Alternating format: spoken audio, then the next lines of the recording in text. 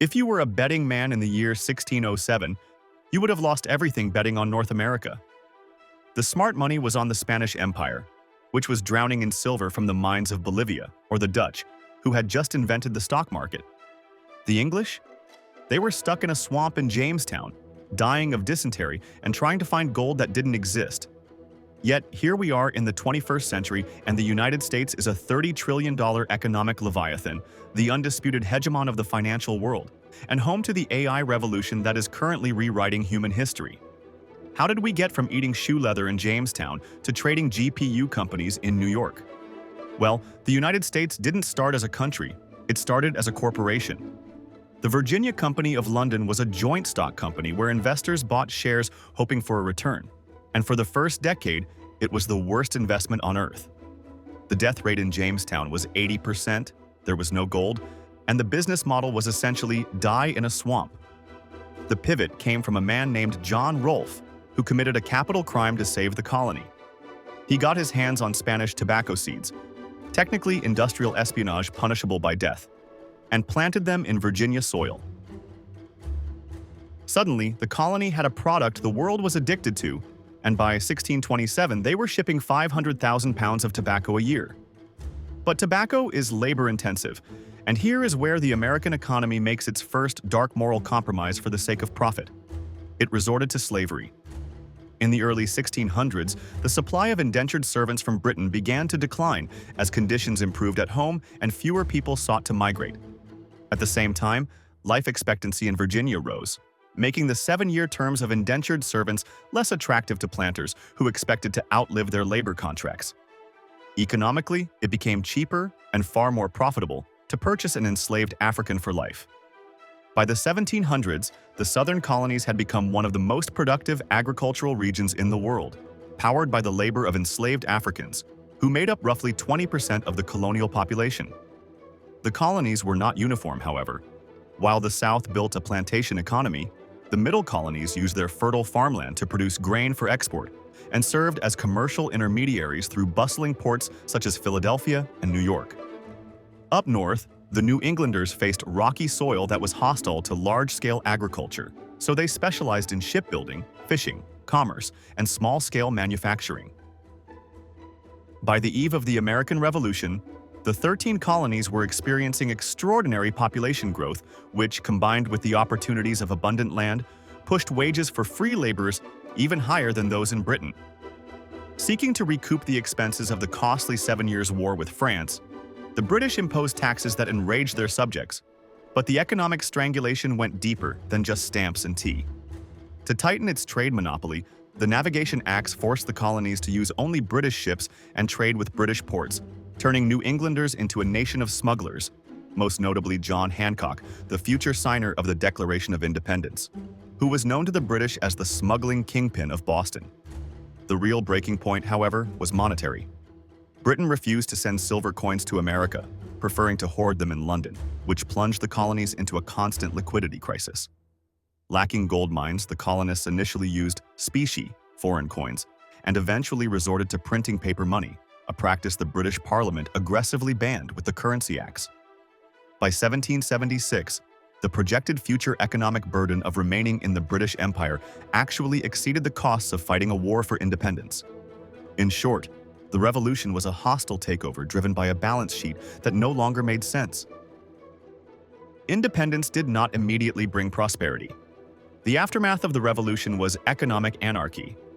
The states issued their own worthless currencies, imposed tariffs on one another, and drowned in war debts and hyperinflation, leaving the new United States effectively bankrupt.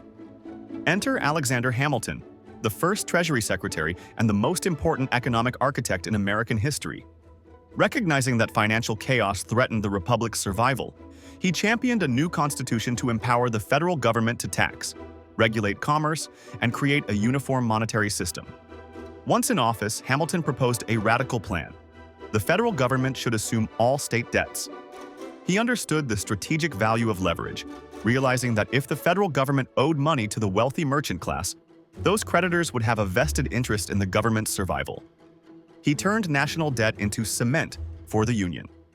He created the first Bank of the United States, modeled on the Bank of England, to manage the government's deposits and regulate credit.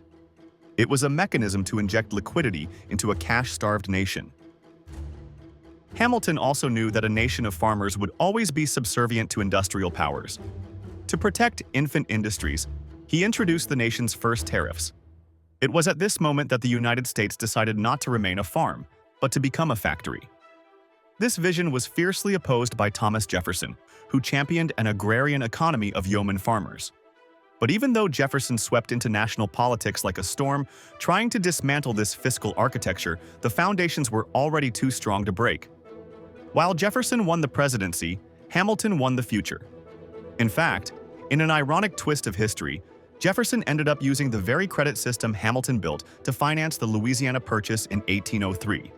With the stroke of a pen, the American economy doubled in physical size, opening the vast continental plains to the west. But land alone doesn't create wealth. Logistics does. In the early 1800s, moving goods was a nightmare. It cost more to move a ton of wheat 30 miles overland by wagon than to ship it across the entire Atlantic Ocean. To solve this, New York did something crazy. They dug a ditch. The Erie Canal, completed in 1825, was the internet of the 19th century. It slashed internal transportation costs by over 90% overnight, connecting the agricultural wealth of the Midwest directly to the Atlantic markets. New York City became the funnel for the entire continent's wealth, surpassing Philadelphia and Boston to become the financial capital of the world. Railroads soon followed, knitting the country together with iron. By 1860, the United States possessed a rail network nearly equal in length to the rest of the world combined.